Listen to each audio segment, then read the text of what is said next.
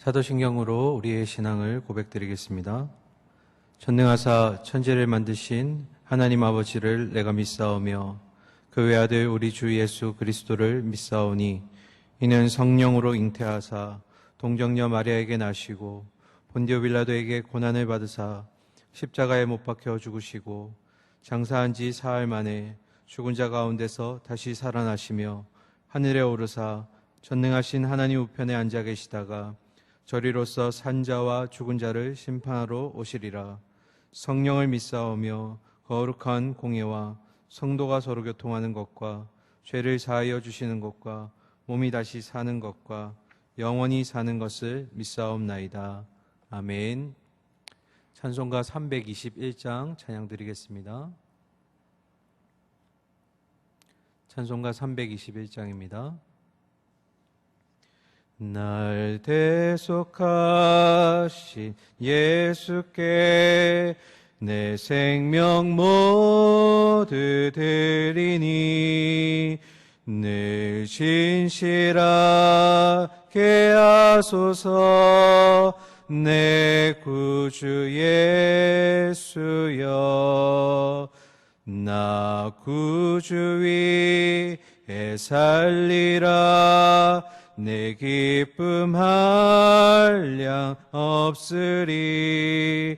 내 갈 길이 또 하소서. 내 구주 예수여, 날 구원하신 예수를 일평생 의지하오니 날 영접하여 주소서. 내 구주 예수여, 나 구주 위에 살리라.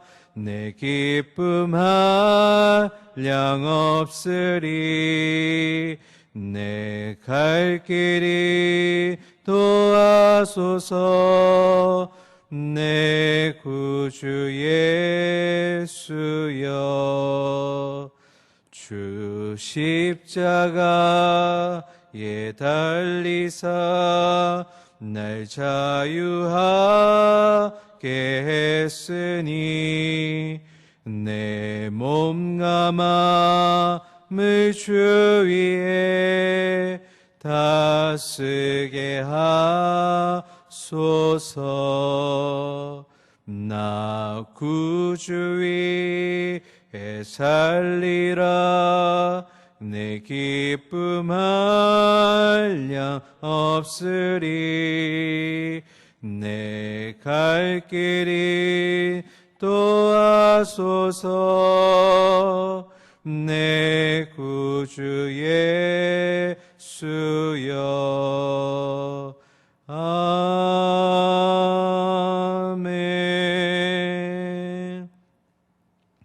오늘 아침에 주신 하나님 말씀은 신약성경 골로새서 3장 22절부터 4장 1절까지의 말씀입니다.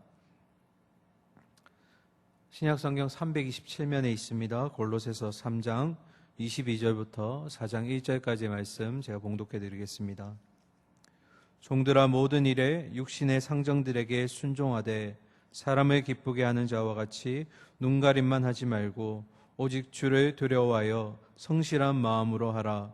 무슨 일을 하든지 마음을 다하여 주께 하듯 하고 사람에게 하듯 하지 말라. 이는 기업의 상을 주께 받을 줄 아나니 너희는 주 그리스도를 섬기느니라.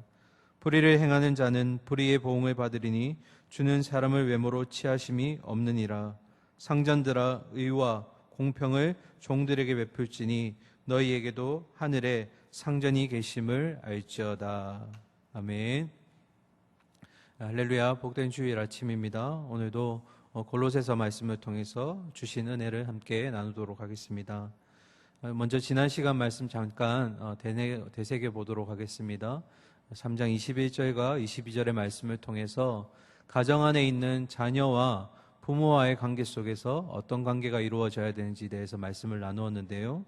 21절에 보시면 바울이 자녀가 그리스도를 통해서 새 옷을 입고 난 다음에 변화된 자녀로서 어떻게 예수님을 향한 열망을 표현할 수 있을까, 그런 열정을 표현할 수 있을까에 대한 질문에 대해서 부모에게 순종하라고, 그것이 곧 주님을 기쁘시게 하는 곳이라고 말하였습니다. 이것이 곧 열망의 표현입니다.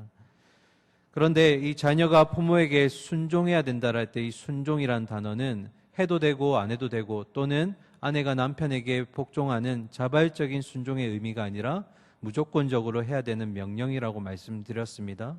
왜냐하면 이 말씀은 하나님께서 우리에게 주신 십계명 중에 사람과 사람 사이에 주신 계명 중 첫 번째 되는 계명이기 때문에 이 명령을 꼭 지켜야 한다라고 말씀드렸습니다.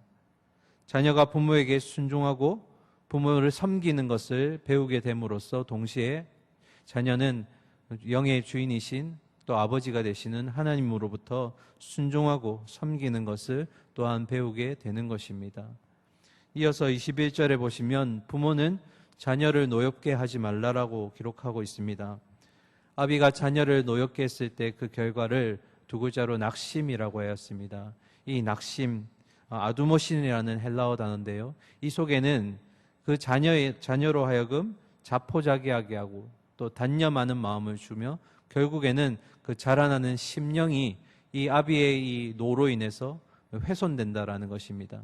가장 큰 결과는 심령의 훼손이 일어난다. 그래서 아버지의 잘못된 훈계나 그런 어떤 노여움들이 결국 자녀로 하여금 스스로 두렵게 만들고 소극적으로 만들며 또한 자신감을 결여시켜서 결국 독립되어야 될 이 자녀가 독립하지 못하게 되는 그런 어려움들을 보게 됩니다. 그래서 마지막에 이 말씀 드렸습니다. 자녀를 올바르게 키우는 데 있어서 가장 중요한 것은 방법이 아니라 목표와 이유를 깨달아야 된다는 것입니다. 그 목표는 바로 주 안에서입니다. 다시 말해서 복음 안에서 자녀를 양육해야 한다는 것입니다. 세상 사람들은 자녀를 잘 키우기 위해서 방법을 먼저 택하고 찾아 나서지만 우리는 먼저 정체성을 깨달아야 한다는 것입니다. 우리의 정체성이 무엇입니까? 우리는 이 땅에 하나님이 그의 자녀들을 맡기신 청지기의 역할을 감당해야 된다는 것입니다. 우리는 하나님의 자녀를 성장시키기 위해서 돕도록 하는 이 땅의 청지기로 우리를 맡기셨다라는 것입니다. 그래서 이 아이는 내 아이이기도 하지만 그러나 그 이전에 하나님의 자녀임을 우리가 먼저 깨달을 때 하나님이 그 아이의 인생을 어떻게 다루어 가실까, 그것을 고민하고 그 아이의 목적을 주님께로 두는 것을 우리가 구해야 한다라는 것입니다. 지난 시간에는 자녀와 부모에 대해서 살펴보았고요. 오늘 보실 종과 상전과의 관계까지 우리가 살펴보게 되면 총 세 부류의 관계를 보게 되었습니다. 첫 번째는 남편과 아내에 대해서, 그리고 두 번째는 부모와 자녀, 그리고 오늘 보실 내용이 바로 이 종과 상전과의 관계인데요. 결국 이 세 부류 가운데서 한 역할에게만 하나님께서 순종하거나 명령을 주시는 것이 아니라 둘 다에게, 서로 다른 관계 속에 있는 두 집단 모두에게 하나님께서 명령하는 것을 볼 수가 있습니다. 그 말은 결국 우리가 새 옷을 입은 그리스도인 이 기독교라는 것은 결국 상호의 관계 속에서 우리가 있다는 것을 우리가 알게 되는 것입니다. 다시 말하면 그리스도로 새 옷을 입은 사람들은 대인관계 속에서 우리가 근본적인 변화의 모습을 나타내야 하며 또 나타난다라는 것입니다. 특히 내 안에 있었던 내면 속에 있던 가치관의 틀이 완전히 바뀌어지면서 그 사람을 바라볼 때 또는 사회를 바라볼 때 변화된 내 가치관이, 변화된 내 시선을 가지고 오게 되고 그 태도와 자세가 바뀌게 된다라는 것입니다. 성경 속에서 예를 찾으면 이 서신을 쓴 바울을 볼 수가 있습니다. 바울이 예수 그리스도를 통해 새 옷을 입기 전에는 그리스도인, 즉 예수 그리스도를 믿는 사람들을 보면 배교자로, 배신자로 인식하여서 그들을 소탕하기에 바빴습니다. 그러나 다메섹 도상에서 그 예수 그리스도의 십자가를 경험한 이후에 바울은 그리스도를 믿는 사람을 형제요, 동력자로 인식하였습니다. 그래서 그들이 비록 유대인이 아니라 헬라인, 이방인일지라도 또 소외된 자와 연약한 자일지라도 예수를 믿는 그들을 바울은 동력자로 바라보는 시선과 태도로 바뀌게 되었다라는 것입니다. 오늘날 참 안타까운 것은 그리스도를 믿고 살아간다라는 우리 그리스도인들 중에는 가정과 직장 그리고 세상 사람들이 모여있는 가운데서 세상과 구별됨 없이 그냥 살아가는 모순된 그리스도인들이 참 많다라는 것입니다. 그래서 오늘 본문은 특별히 종과 상전이라는 어떤 특별한 관계, 특별한 배경 속에서 나타나지만 이 말씀이 오늘날 우리의 직장과 또 가정과 사회 속에서 우리가 그리스도인으로서 어떠한 태도와 자세를 취해야 되는지를 우리에게 알려주는 참으로 중요한 본문입니다. 22절 말씀 읽으면서 본문 말씀 보도록 하겠습니다. 종들아 모든 일에 육신의 상전들에게 순종하되 사람을 기쁘게 하는 자와 같이 눈가림만 하지 말고 오직 주를 두려워하여 성실한 마음으로 하라. 아멘. 사람을 기쁘게 하는 자 같이 눈가림하지 말라고 하였습니다. 진실한 마음으로부터 나오지 않는 거칠의 모습, 외적인 모양으로 사람들의 어떤 인정과 칭찬을 위한 순종이 돼서는 안 된다라는 의미입니다. 그런데 혹자 중에는 이 종과 상전의 관계를 바울이 기록함에 있어서 바울이 마치 노예 제도를 그 당시에 있었던 노예 제도를 인정하는 것처럼 찬성하는 것처럼 받아들이는 분이 계시는데요. 단순하게 그렇게 해석해서는 안 됩니다. 그래서 우리는 당시의 역사적 배경을 짧지만 잠깐 살펴보겠습니다. 바울이 골로새서를 쓸 당시에 로마에는 약 6천만 명의 노예들이 살고 있었습니다. 이는 당시 로마 제국의 절반 정도에 해당하는 굉장히 큰 무리의 숫자입니다. 노예라는 신분이지만 그래서 그들은 다양한 지위와 다양한 역할을 맡고 있습니다. 그럼에도 그들은 노예라는 이 신분 때문에 어떠한 소망도 없이 하루하루를 살아가야만 했습니다. 열심히 일을 한다고 해서 어떠한 특별한 보상이 이루어지거나 더 높은 지위로 이렇게 올라가는 그런 모습들이 전혀 없었고, 그래서 이 노예들은 의욕 없이 그냥 눈에 보이는 대로 또는 주인이 시키는 것에 혼나지 않을 정도로만 적당히 하는 것이 그들의 상식이었습니다. 그래서 바울은 그런 노예들의 종들의 모습을 기억하면서 오늘 22절의 말씀을 기록한 것입니다. 그런 이들에게 변화가 일어났습니다.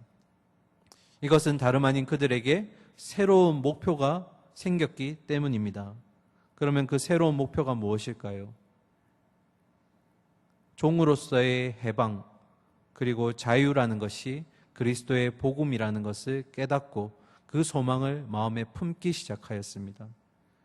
비록 예수 그리스도를 믿더라도 바울을 통해 얻은 복음을 통해서 나의 육적인 외적인 노예라는 신분은 바뀌지 않을지 모르지만, 그러나 복음을 통해서 우리가 진정한 죄에서 종노릇하면서 자유로워지고 해방된 하나님의 자녀로서 살 수 있다라는 그 소망이 그들로 하여금 자녀답게 살 수 있는 목표를 가지게 되었다라는 것입니다. 그런 배경 속에서 바울이 종이 주인에게 순종하라는 의미는 두 가지 의미 정도를 살펴볼 수 있는데요. 첫 번째는 그리스도인은 겉으로만 순종하는 것이 아니라 겉과 속마음이 일치해야 한다라는 것입니다. 다시 말하면 전심을 다해서 순종해야 된다라는 것입니다. 그러면 왜 전심을 다해서 순종해야 되는 걸까? 그것은 두 번째 의미인데요. 우리가 진짜로 순종하는 것이 물론 육신의 주인에게 순종하는 것도 있지만, 그러나 더 나아가서 진정한 주인 되시는 주님에게 순종하는 것이기 때문입니다. 그래서 바울은 22절 하반절에 보시면 오직 주를 두려워하여 성실한 마음으로 하라라고 기록되어 있습니다. 이 말은 종이 주인에게 순종하는 것이 사람을 기쁘게 하는 것으로부터 자유롭게 됨과 동시에 진정한 주인 되시는 주님을 섬기는 일이 바로 순종이기 때문에 그것을 기록한 것입니다.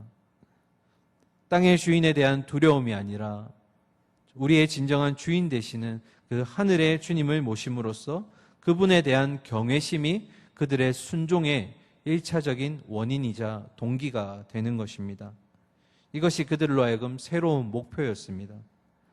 나에게 진정한 자유와 해방을 가져다 주신 그 예수 그리스도, 그 주님을 진짜 주인으로 모시고 그분을 기쁘게 하는 삶을 사는 것, 이것이 그들이 육신의 주인에게 전심을 다해야 되는 궁극적인 이유이자 목적이 되었던 것입니다.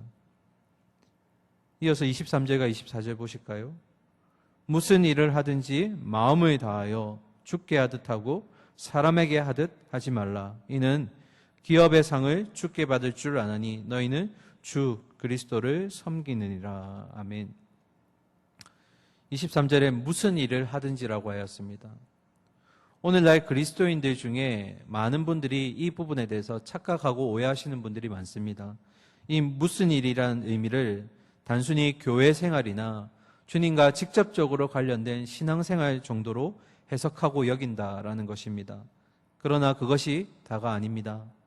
그리스도를 통해 새 옷을 입고 하늘의 힘으로 살아가는 그리스도인들은 모든 일이 다 주님께서 주신 일로 여기고 그 어느 것 하나도 소홀히 여겨서는 안 된다라는 것입니다.